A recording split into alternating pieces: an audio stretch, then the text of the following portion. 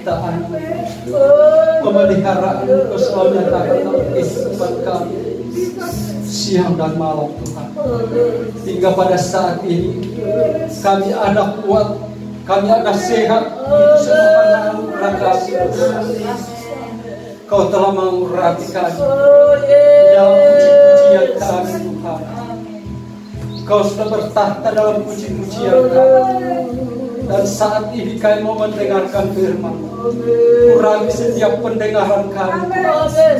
Urapi hamba-Mu, urapi mulutnya Tuhan, agar firman yang disampaikan pada saat ini sungguh-sungguh mengubah hidup kami. Agar firman-Mu saat ini Tuhan yang disampaikan hamba-Mu akan membawa mujizat keajaiban dalam hidup kami untuk menyembuhkan kami Tuhan. Mungkin ada kami yang datang saat ini dalam segala problema Tuhan, sakit penyakit, mungkin ada jantung yang rusak, paru-paru yang rusak, alat-alat tubuh yang rusak. Tetapi saat ini kami mendengarkan firman-Mu dengan kemoterapi daripada Yesus Kristus, kami mendapatkan mujizat dan kesembuhan daripada Tuhan melalui firman yang disampaikan oleh hamba-Mu. Karena Engkau mengurapi hamba-Mu dengan kekuatan Roh Kudus Tuhan. Turunlah Tuhan untuk mengurapi semua kami Tuhan. Karena kami ini adalah semua baik-baik-Mu Tuhan, untuk datang menyembah Engkau. Kami sudah datang menyembah Engkau bersama para malaikat di surga, di dalam bait Tuhan. Saat ini Tuhan, kami mau mendengarkan firman-Mu. Urapi kami Tuhan. Terima kasih Tuhan. Inilah doa syukur kami Tuhan. Di dalam nama Anak Kristus, kami sudah siap mendengarkan firman-Mu. Haleluya. Amin.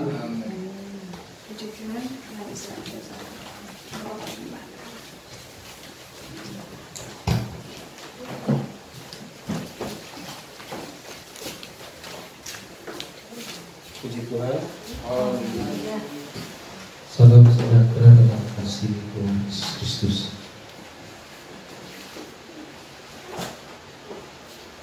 Oleh kemurahan Tuhan, kita lagi boleh dapat bersama di tempat ini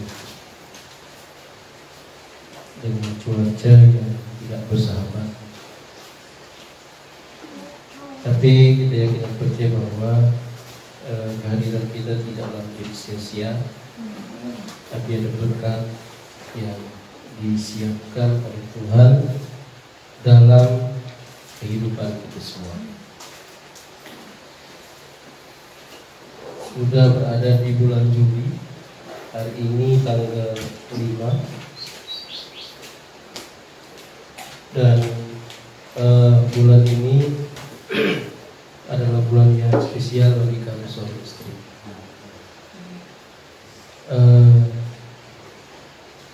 Kami lahir pada bulan yang sama, tetapi di tahun yang berbeda, dan kemudian di tanggal juga yang sama, tetapi tetap di bulan Juli. Dan puji Tuhan, banyak hal yang telah kita alami di saat-saat ini. Kita percaya bahwa ketika kita bersama dengan Tuhan, maka Tuhan akan memberikan kita kekuatan. Tuhan akan memberi kita satu hal yang lebih, dan kita harus tahu itu. Kita harus pegang baik-baik apa yang telah diberikan oleh Tuhan dalam kehidupan kita semua. Dan mari kita akan melihat kebenaran firman Tuhan di tengah-tengah rumitnya hidup, di tengah-tengah pahitnya hidup. Mungkin ada beberapa langkah yang akan saya sampaikan kepada kita semua, yaitu 8 langkah untuk mengatasi hal-hal yang seharusnya tidak kita inginkan. Mari kita melihat yang pertama dalam Roma 8 ayatnya yang ke-28. Roma 8 ayat 28. Mari kita berdiri semua untuk menghormati firman Tuhan. Kita bacakan bersama-sama dalam hitungan yang ketiga. Dalam nama Tuhan Yesus Kristus, 2, 3. Kita tahu sekarang bahwa Allah turut bekerja dalam segala sesuatu untuk mendatangkan kebaikan bagi mereka yang mengasihi Dia, yaitu bagi mereka yang terpanggil sesuai dengan rencana Allah. Amin. Silakan duduk. Saudara yang dikasihi oleh Tuhan Yesus Kristus, seperti yang telah saya katakan tadi bahwa adalah langkah yang kita ambil ketika kita mengalami kesulitan hidup. Kami berada di PTE ini khususnya 5 tahun yang lalu, dan kami boleh merasa ketika kami bersama dengan jemaat, bergaul dengan jemaat, ada memang hal-hal yang kami lihat bahwa ada kesulitan yang terjadi dalam kondisi jemaat. Tapi di dalam kehidupan kita sebagai umat yang percaya kepada Tuhan, maka tidak ada sesuatu yang sulit, yang tidak ada jalan keluarnya. Tidak ada sesuatu yang ketika menjadi jalan buntu dan kita kalah dengan hal tersebut. Dan firman Tuhan katakan, firman Tuhan akan mengajarkan kita semua, baik saya dan saudara di saat ini, di dalam kita mengatasi hal-hal yang sulit. Kita mempunyai satu pengetahuan yang luas, dan mungkin kita mampu untuk menyelesaikan akan segala permasalahan-permasalahan. Dan mungkin memang Tuhan menempatkan kita di tempat ini karena memang ada sesuatu hal yang akan kita kerjakan. Dan Tuhan tempatkan kita bukan hanya sekedar untuk karena ada pemutasian, atau karena disinilah ditempatkan yang pertama. Tetapi kalau kita adalah anak-anaknya Tuhan, orang-orang yang percaya, maka pedoman kita adalah kebenaran firman. Nah, maka yang terus ada dalam kehidupan kita, ketika kita berada di sana, kita yakin bahwa ada sesuatu hal yang akan kita kerjakan. Bukan hanya rutinitas, kita harus, karena kita ada di sana, kita harus bekerja. Ada di sana karena saya memang ditempatkan oleh organisasi gereja untuk berada di sana. Kalau saya hanya berada di sana hanya karena ditempatkan oleh organisasi, berarti ada masanya saya harus berada di tempat itu. Mungkin ada periodenya, 5 tahun ditempatkan organisasi, dan kemudian 5 tahun kemudian lagi terjadi pergeseran dan lain sebagainya. Kalau hanya seperti itu merupakan hal yang mudah, ya. Itu merupakan hal yang mudah. Jadi sebagai gembala sidang misalnya, dia tinggal 5 tahun berikutnya saya nanti akan dimutasi. Nah, tetapi bagaimana selama berada di sana? Apa yang harus dikerjakan? Hari lepas hari itu tidaklah mudah. Tetapi bersama dengan Tuhan itu adalah hal yang luar biasa. Bersama dengan Tuhan kita akan dapat mengerjakan sesuatu. Begitu juga mungkin Pak Gea, Pak Heru, Pak Widodo. Tidak kebetulan, dan kita semua tidak kebetulan berada di tempat ini. Di samping kita memang harus bekerja di tempat ini, karena ditempatkan di tempat ini, maka juga harus kita tahu bahwa ada rencana Tuhan yang harus kita kerjakan. Ada satu kemampuan yang nanti diberikan oleh Tuhan di dalam kehidupan kita. Ketika mengalami sulit, dan mungkin kalau secara keluarga itu tidaklah sulit, tetapi ada hal yang sulit yang akan kita kerjakan. Ada hal yang sulit yang kita temui. Kita bisa, kalau mungkin sekali lagi, kalau keluarga mungkin tidak begitu sulit ya. Tetapi ketika kita beradaptasi di tempat itu, harus mengatur akan karyawan. Nah, harus apa sih yang harus dilakukan? Nah, apa sih yang harus dikembangkan dan lain sebagainya. Dan ketika ada permasalahan, apa sih yang harus dilakukan? Nah, ini merupakan hal yang sulit. Ini merupakan hal yang kalau boleh sudahlah. Nah, tetapi ini mau dan tidak mau ini harus kita hadapi. Mau dan tidak mau ini harus kita kerjakan. Nah, kan memang itu telah di tangan kita. Nah, itu sebabnya firman Tuhan mengajarkan kepada kita semua saat ini untuk menghadapi hal-hal yang pahit, untuk menghadapi hal-hal yang sebenarnya kita tidak bisa kerjakan. Firman Tuhan mengajarkan kepada kita adalah langkah untuk mengatasi akan permasalahan.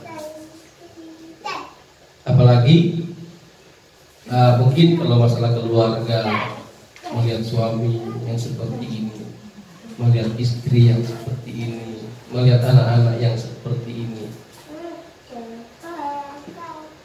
Firman Tuhan datang dalam kehidupan kita. Yang pertama, kita di sini dikatakan bahwa kita tahu sekarang bahwa Allah turut bekerja di dalam segala sesuatu untuk mendatangkan kebaikan bagi mereka yang mengasihi Dia, yaitu bagi mereka yang terpanggil sesuai dengan rencana Allah.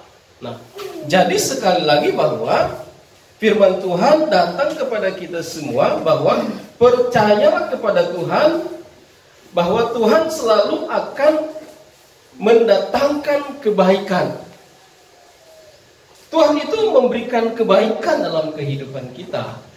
Tetapi seringkali hal yang baik yang diberikan oleh Tuhan disia-siakan oleh kita yang seharusnya menerima akan dan kemudian menjalankan akan kebaikan itu.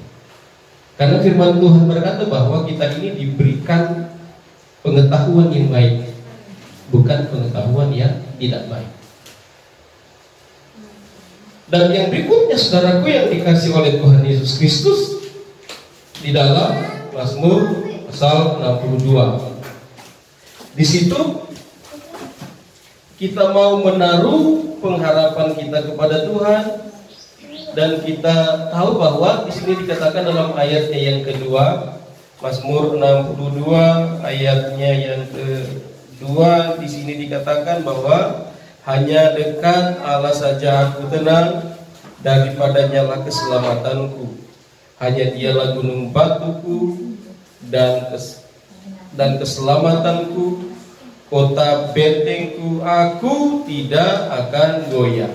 Nah, dan yang berikutnya, saudaraku yang dikasih oleh Tuhan Yesus Kristus, maka di situ hanya dekat, firman Tuhan katakan di sini bahwa hanya dekat Allah saja aku tenang.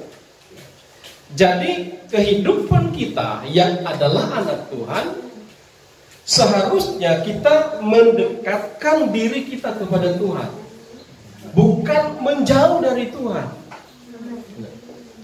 Jadi sekali lagi bahwa di sini Mazmur Daud, Raja Daud, dia sangat nyaman ketika dekat dengan Tuhan.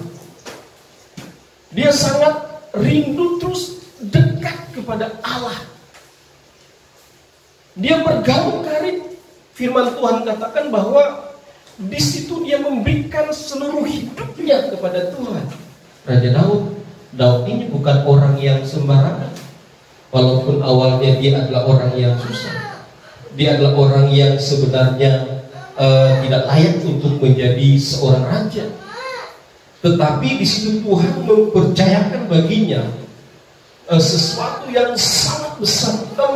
40 tahun dia menjadi raja di Israel. Dia berhasil pada saat itu. Memang dia diberikan pengetahuan yang baik. Dia diberikan satu hal yang luar biasa dalam hidupnya. Tetapi lebih daripada itu, dia mau dekat dengan Tuhan. Taruhlah pengharapan kita kepada Tuhan. Bawalah hidup kita kepada Tuhan. Dan katakan bahwa Tuhan hanya dekat Engkau saja aku. Seperti saksian Rahel di minggu yang lalu, dia mau bermanja-manja dengan dia seperti anak kecil memperkatakan sesuatu. Nah, itu yang kedua. Dan yang berikutnya, saudaraku, yang dikasih oleh Tuhan, mari kita lihat di dalam Filipi. Filipi pasalnya yang ke-4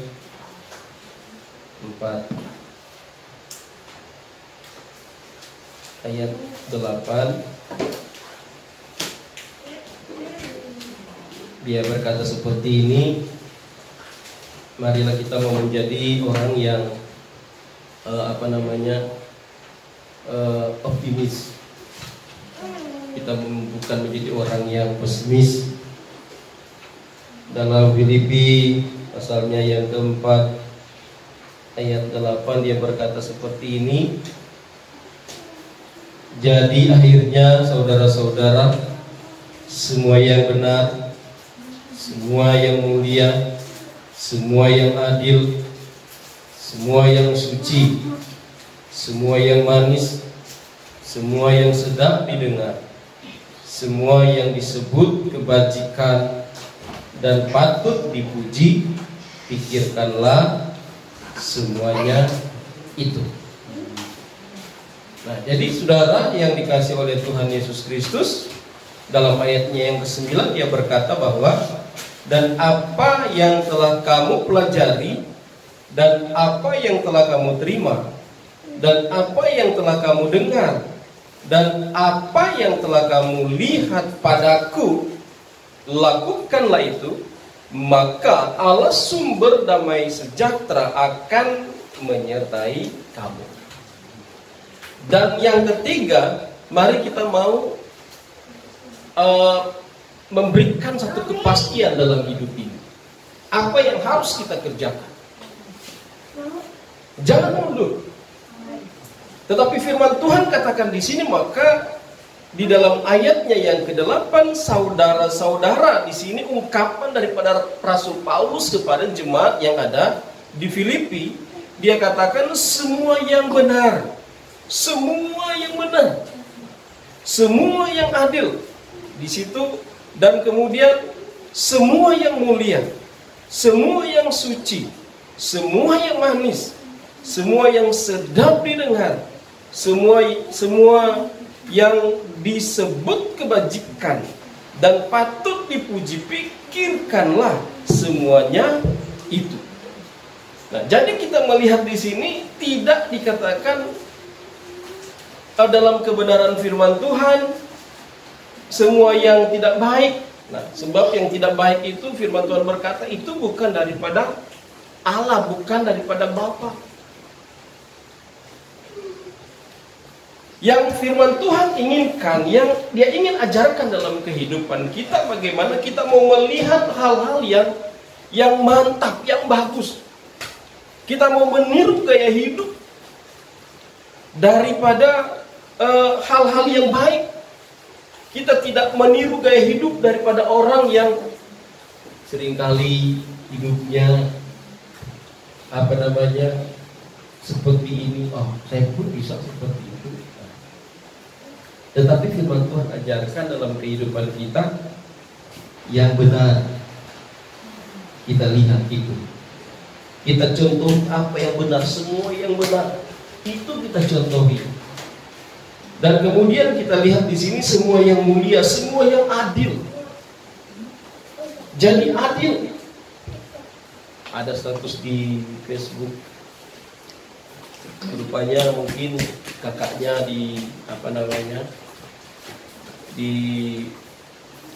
ketika berhari ulang tahun dibikin kue oleh orang tuanya, dan kemudian ada yang dibikin acara. Tetapi ketika dia adiknya atau dia kakaknya, mungkin kakaknya waktu itu tidak dibikin apa-apa, mungkin hanya ucapan seperti itu. Status Facebooknya dia maki seperti ini. Dia merasa mungkin orang tua ini tidak adil,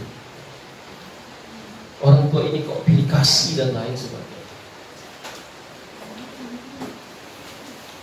Nah, itu sebabnya firman Tuhan katakan, firman Tuhan ajarkan dalam kehidupan kita, baik kita orang tua, baik kita anak-anak. Nah, firman Tuhan mengajarkan kita bahwa hal-hal yang benar, hal-hal yang mulia, hal-hal yang adil, hal-hal yang suci, dan kemudian hal-hal yang manis dan semua yang nyaman, firman Tuhan katakan di tempat ini. Firman Tuhan katakan bahwa itu harus kita pikirkan, itu harus kita lihat. Dan kemudian dalam ayat 19, apa yang telah kita pelajari, dan apa yang telah kita terima, dan apa yang telah kita dengar, dan apa yang telah kita lihat padaku. Di sini dia katakan, Rasul Paulus dia bilang, apa yang saudara lihat, dia katakan kepada jemaat yang ada di Filipi, bahwa ini seperti dikatakan diberikan menu ini. Nah, mau enggak? Dan kemudian apa yang kamu lihat, firman Tuhan katakan, lihatlah apa yang aku lakukan. Jadi Rasul Paulus pada saat itu bukan hanya dia katakan apa yang Tuhan berikan, apa yang Tuhan lakukan, apa yang Tuhan seperti ini. Dia juga harus mencontohi.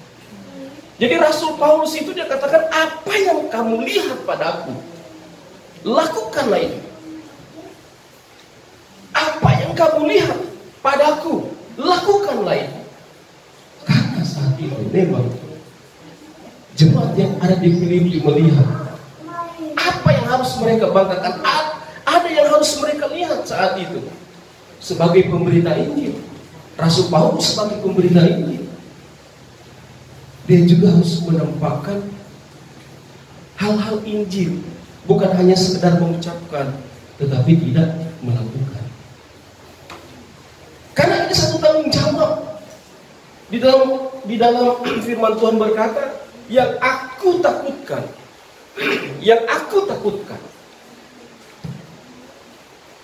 apa yang aku ajarkan,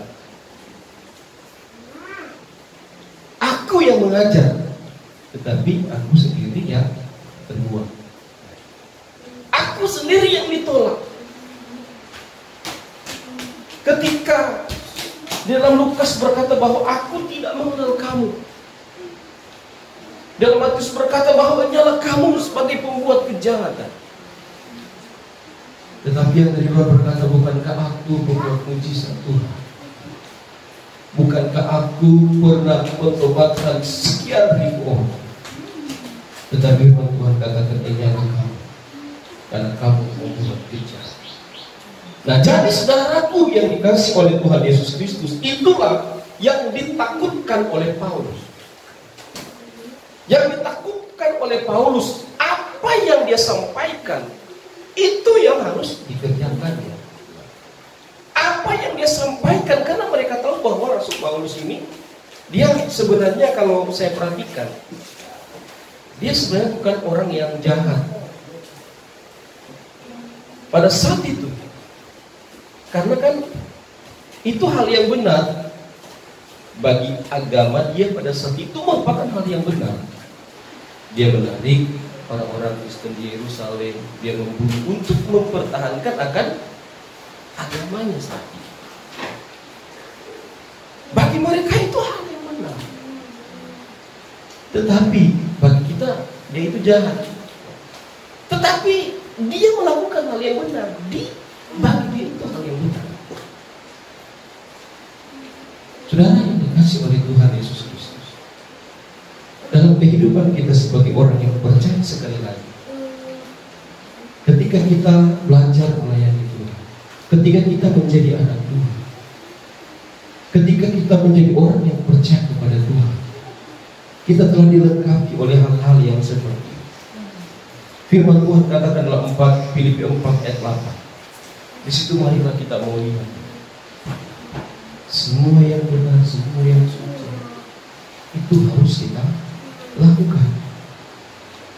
Sebab ketika kita tidak lakukan, maka hal-hal yang tidak baik itu akan menyusul. Hal-hal yang tidak baik itu akan ada. Ketika kita tidak melakukan hal yang benar, maka kita tahu bahwa hal yang salah itu mulai ada dalam hidup kita. Ketika kita tidak melakukan hal yang adil, maka di situ kesempatan hal yang, ketika kita tidak melakukan hal yang adil, maka di situ hal yang tidak adil mulai ada dalam kehidupan. Ketika hal yang suci itu tidak kita lakukan, memang tidak semua orang, memang firman Tuhan berkata bahwa tidak hanya Tuhan yang suci.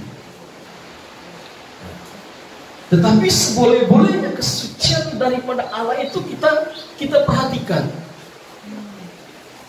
Sebab ketika kita tidak melihat akan kesucian itu, dan kita katakan bahwa kan kita ini adalah manusia biasa, berarti kita tidak mau diajarkan untuk menjadi sempurna. Ketika kita tidak mau sempurna, maka yang perlu kita perhatikan, hal yang tidak sempurna itu mulai ada dalam kehidupan, mulai bertumbuh dalam pikiran. Hal yang tidak benar mulai ada, hal yang tidak adil mulai ada, hal yang tidak suci itu mulai ada dalam kehidupan kita. Maka apa yang terjadi? Maka perlu sekali kita menyalahkan. Sebenarnya yang benar disalahkan itu tidak benar. Nah, jadi saudaraku, itu yang berikutnya, dan kemudian itu yang ketiga, dan yang berikut adalah di dalam Roma 12 ayat 14. Jadi kita mau memperhatikan akan kebenaran firman Tuhan. Di sini dikatakan Roma 12 ayat 14. Kita bacakan bersama-sama 2, 3. Berkatilah siapa yang menganiaya kamu, berkatilah dan jangan menutup. Nah, jadi yang keempat adalah kita memberkati orang yang menganiaya kita. Gimana caranya? Ini tidak masuk akal. Kalau ukuran saya sebagai manusia ini tidak masuk akal. Dan kemudian kalau kita memperhatikan di Taurat, maka gigi ganti gigi, tangan ganti tangan. Jadi kalau orang menampar, kita harus juga tampar. Tetapi ketika kita belajar kasih karunia, berada pada kasih karunia daripada Tuhan, kalau ada orang yang menampar di kanan, berilah di kiri. Artinya adalah orang dikatakan dalam kebenaran firman Tuhan, maka seringkali orang itu menjahati kita. Seringkali orang itu mengatai-ngatai akan kehidupan kita. Ada yang berkata, kalau mengatai-ngatai saya, oke, tidak apa-apa saja. Tetapi kalau sudah masalah kamu kata-katai orang tua saya, nah ini. Atau kalau kamu sudah masuk di ranah agama ini. Nah, firman Tuhan katakan, nah ini bertentangan apa yang saya katakan tadi, ini bertentangan dengan kebenaran firman Tuhan.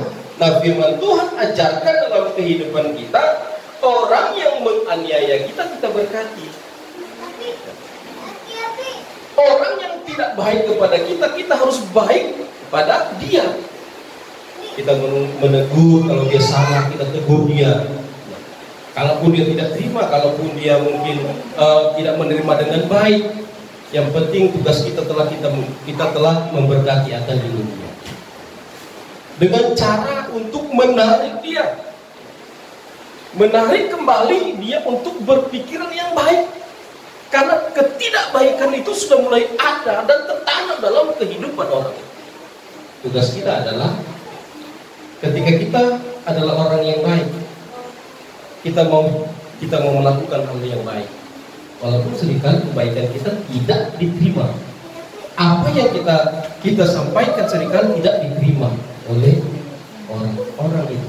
Tetapi kita melakukan yang baik saja, kita memberkati. Ketika kita pergi, kita kata-katain, kita ceritain ini dan itu, ini dan itu, ini dan itu, ini dan itu.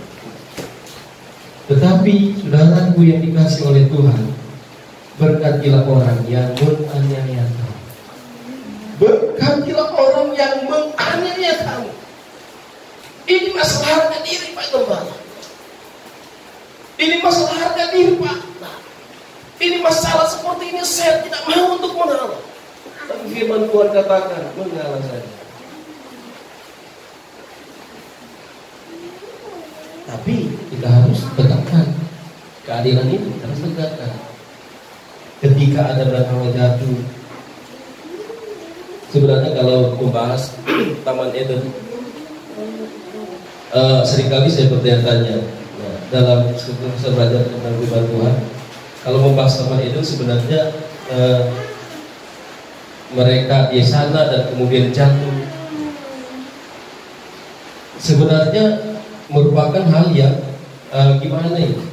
Karena memang itu merupakan satu hal yang bukan skenario Allah supaya mereka berada di sana, diciptakan mereka berada di sana, mereka tinggal makan, mereka tinggal ambil buah-buahan, dan kemudian mereka bersahabat dengan binatang.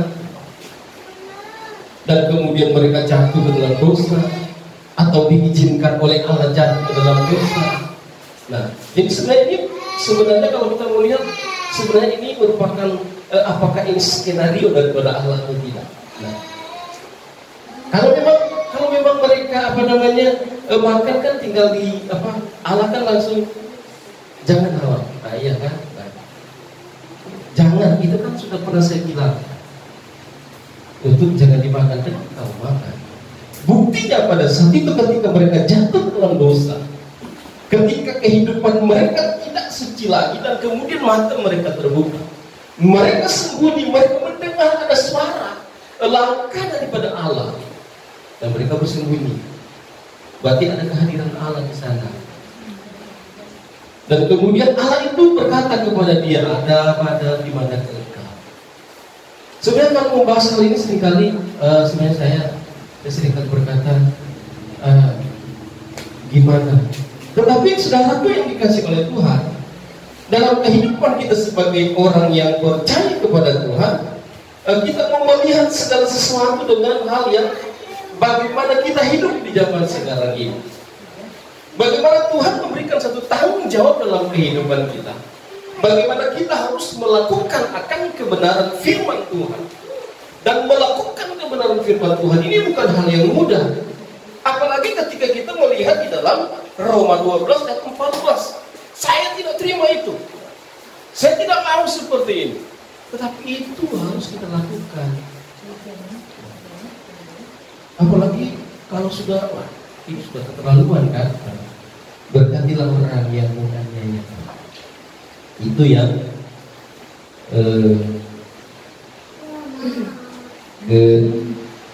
keempat. Yang kelima kita lihat dalam 1 Petrus 5.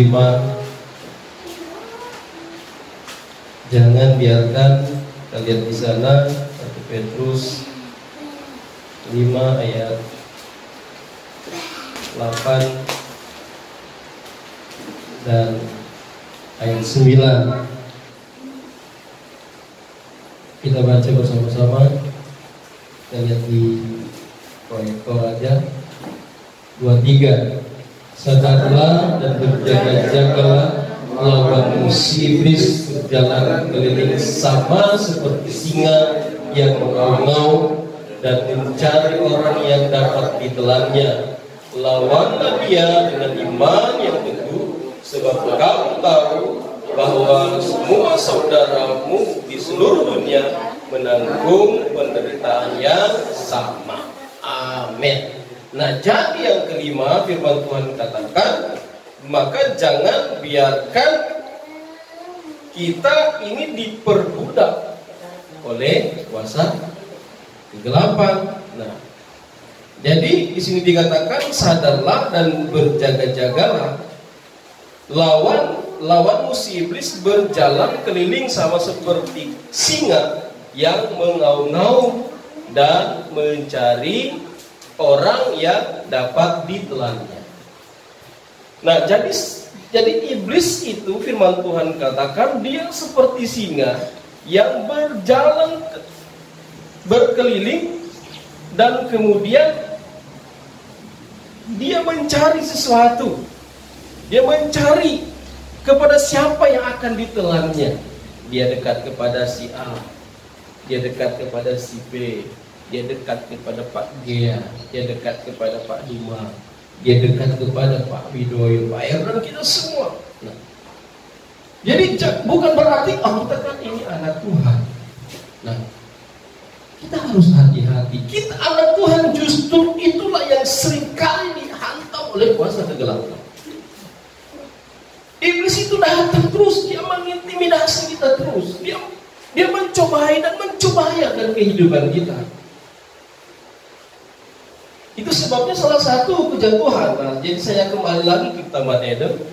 Nah, jadi karena Hawa itu, Adam itu tahu iblis, maka dia menjadi ular. Itu di dalam Taman Eden, di situasi Taman Eden. Dia menggunakan sesuatu yang supaya bisa dipercaya. Kalau iblis kan sudah tahu. Nah, di sekarang ini firman Tuhan katakan dia berkeliling berjalan seperti singa yang mengaum-ngaum dan mencari orang yang dapat ditelannya. Orang yang dapat ditelannya adalah orang yang seperti yang dikatakan di dalam Filipi pasal 4 ayat 8. Dia tidak melihat hal yang benar, dia tidak melihat hal yang suci, dia tidak melihat hal yang baik, dia tidak melihat apa yang adil. Seperti itu mudah sekali iblis untuk menelannya. Tetapi kita sebagai orang yang percaya kepada Tuhan, kenapa seringkali kuasa kegelapan itu datang dalam kehidupan kita, muncul, dia menghantam akan kehidupan kita. Dan seringkali seperti ada cobaan yang begitu besar, seringkali seperti gunung yang tidak bisa kita daki. Kita menghadapi jalan yang buntu. Saya tidak bisa. Ke kiri saya tidak bisa, ke kanan saya tidak bisa. Mau mundur apalagi saya akan jatuh ketika mundur. Mau maju ini tidak bisa. Firman Tuhan katakan, mari kita mau mengambil langkah. Kita mau tetap berada. Ada lagu berkata, bukan tetap bertahan, bukan bertahan dalam tekanan. Dan kita tahu bahwa ketika kita bertahan, kita bertahan dan kemudian kita berjalan. Kita berjalan dan terus berjalan, maka saya kira percaya bahwa Tuhan akan memberikan sesuatu yang luar biasa dalam kehidupan kita. Karena firman Tuhan berkata bahwa aku tidak akan memberikan cobaan melampaui kekuatan. Itu yang harus kita perhatikan. Tapi kok kenapa sampai sekarang kok saya sepertinya mengalami kesulitan hidup? Tuhan, kalaupun Tuhan memberikan itu, yang pertama yang harus kita perhatikan hidup. Kok kenapa ya seperti itu? Kan sering ada masalah itu seringkali ada yang datang memang masalah ini datang dalam kehidupan kita. Kalau masalah itu datang dalam kehidupan kita, tidak apa-apa. Tetapi yang seringkali menjadi masalah adalah kita seringkali yang mencari masalah itu. Tahu-tahu itu masalah, tetapi kita masih lakukan. Sebulan itu tidak akan ketahuan, ya. Itu masalah sebenarnya. Tetapi kita tahu bahwa itu sebenarnya salah, itu masalah, akan menjadi masalah. Tetapi kita terus lakukan karena kan enak. Jadi sekali lagi kalau masalah itu datang, kita hantam. Tetapi jangan kita mencari masalah. Ini sangat berbahaya. Ketika kita mencari masalah, ini seringkali sulit untuk terselesaikan dalam kehidupan. Saudaraku yang dikasih oleh Tuhan, jangan jadi seringkali jadi lawanlah dia. Lawanlah iblis, jangan kita panggil iblis itu. Kita lawan, tugas kita adalah walaupun iblis itu berjalan berkeliling seperti singa, tugas kita adalah kita lawan dengan iman. Ada yang telah bertumbuh dalam kehidupan kita. Itu sebabnya jangan biarkan iman itu diam. Jangan biarkan sesuatu yang baik itu hanya diam begitu saja dalam kehidupan kita. Tetapi marilah kita mau tambahkan itu. Kita mau tambahkan iman bertumbuh dari pengetahuan kebenaran firman Tuhan. Nah, jadi mari kita mau dengarkan kebenaran firman Allah. Ketika kita mendengar, belajar akan kebenaran firman Tuhan, maka iman itu akan bertumbuh. Dia semakin tumbuh, semakin besar, semakin kokoh, maka kita tidak mudah akan tergoyah. Tidak mudah akan jatuh. Ada hotel pencakar langit, ketika goyang-goyang dia, tetapi dia tidak akan roboh, katanya. Kita menjadi supaya kita mencapai ketinggian. Kita lebih tinggi, kita pelajari pohon-pohon, maka semakin tinggi semakin banyak diterpaan, semakin banyak yang dirasakan. Semakin tinggi pun maka semakin hari sepertinya tetapi semakin kencang angin itu dirasakan, maka semakin besar juga akarnya orang sampai ke dalam. Dasar itu harus kuat dalam kehidupan. Dasar itu harus teguh. Yang menentukan akan kehidupan kita, bagaimana kita mau mempunyai satu iman, satu dasar yang kuat. Ketika kita mempunyai satu dasar yang kuat, maka kita tidak akan mudah jatuh dengan segala permainan kuasa. Firman Tuhan katakan, Daud berkata, sekalipun aku jatuh, tapi aku tidak tergeletak. Jadi kita balik lagi, berarti kita boleh jatuh.